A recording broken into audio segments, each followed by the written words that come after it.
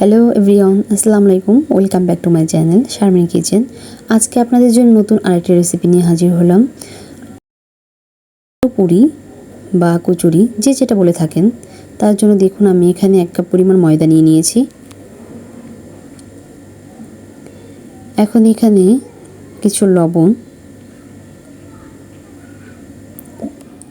কিছুটা সয়াবিন তেল দিয়ে আমি ময়দাটাকে ভালো করে মেখে নিব।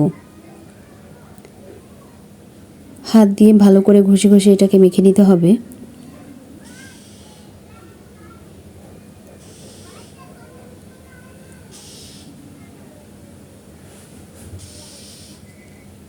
যখন হাতে মুঠো করলে এরকম একটা দলা হয়ে যাচ্ছে, বুঝতে হবে মাখানোটা হয়ে গিয়েছে। এই পর্যায়ে আমি এখানে অল্প অল্প করে কিছু পানি অ্যাড করে মসৃণ একটা ডো তৈরি করে নিব।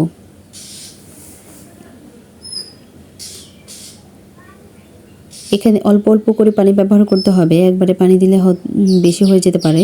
এই জন্য অল্প অল্প করে পানি দিয়ে একটা সুন্দর ডো তৈরি করে নিব।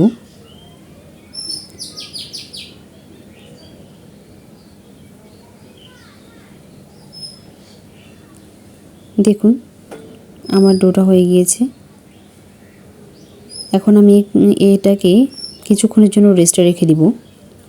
আর এখানে আমি যে আলুর পুরটা তৈরি করব, এখানে আমি আলুটা সিদ্ধ করে নিয়েছি। এখন আমি একটা চামচের সাহায্যে এটাকে একটু ম্যাশ করে নিচ্ছি। এটাকে ভালো করে একটু ম্যাশ করে নিব।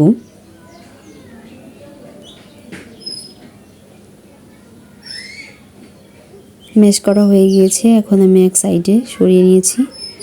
আর এখানে আমি দিয়ে দিব কিছুটা পেঁয়াজ বেরেস্তা, কাঁচামরিচ, কিছুটা চিলি ফ্লেক্স, সামান্য লবণ,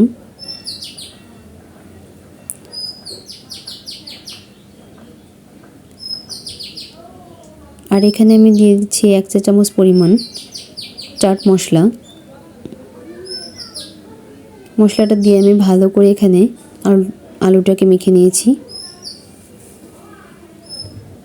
আর এখানে আমি যে ময়দাটা রেস্টে রেখেছিলাম, দেখুন কতটা সফট হয়ে গিয়েছে। এখন আমি 2-1 বার এটাকে আবার একটু মেখে নিচ্ছি। মেখে নিয়ে এখান থেকে আমি ছোট ছোট করে লেচি কেটে নেব। আমি একটা লেচি নিয়ে হাত দিয়ে প্রেস করে মাঝখানটায় আমি একটু মোটা রেখেছি এবং সাইড দিয়ে এটাকে পাতলা করে আলুর সেই পুরটা দিয়ে এক সাইড থেকে দেখুন কিভাবে এটাকে আমি গোল করে নিচ্ছি। এখন মুখটাকে আমি এইভাবে একটা পুটলির মতো করে সিল করে দিব। একটু গোল করে নিচ্ছি, দেখুন হয়ে গিয়েছে। আমি এভাবে সেম পদ্ধতিতে সবগুলো তৈরি করে নিব। এখন একটা বেলনি নিয়েছি, এখানে কিছু পরিমাণ ময়দা দিয়ে এটাকে হাত দিয়ে একটু প্রেস করে বেলনি দিয়ে হালকাভাবে এটাকে একটু বেলে নিতে হবে।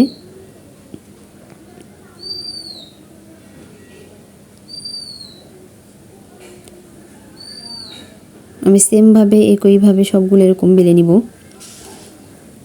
চুলায় একটা কড়াই বসিয়ে দিয়েছি এবং কিছু পরিমাণ তেল দিয়ে এখানে তেলটা গরম হয়ে আসা পর্যন্ত অপেক্ষা করব।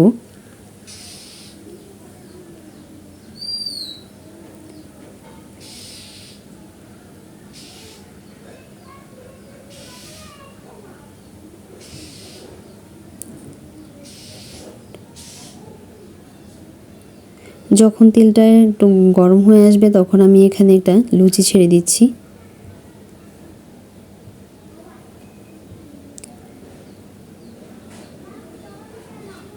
একটু নেড়ে দেখুন কতটা ফুলকো হয়ে উঠেছে। একটু উপর থেকে তেল দিলে এটা আরোটা ফুলে যায়।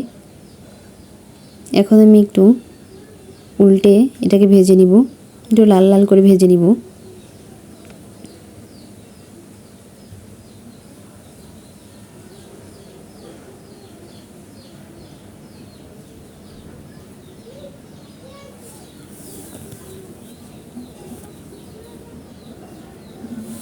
এবং তুলে নিলাম। আমি আরেকটা দিয়েও একই সেম পদ্ধতিতে এটাকে ভেজে নিচ্ছি।